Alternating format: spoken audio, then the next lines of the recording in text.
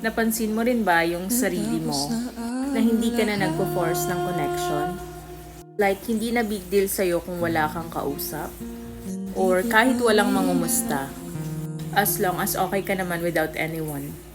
Have you been in the position na you're avoiding a lot of people lately? Kasi okay lang maramdaman mo na malungkot ka.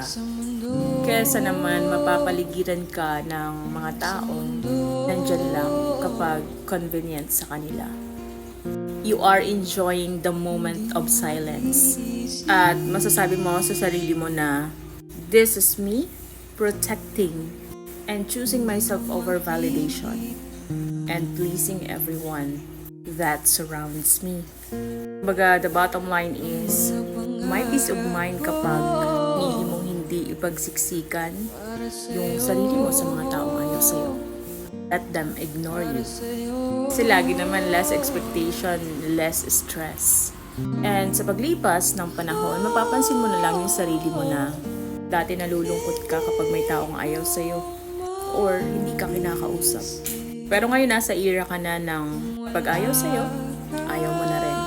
Na yung dating obsessed na obsessed noon, nonchalant na ngayon.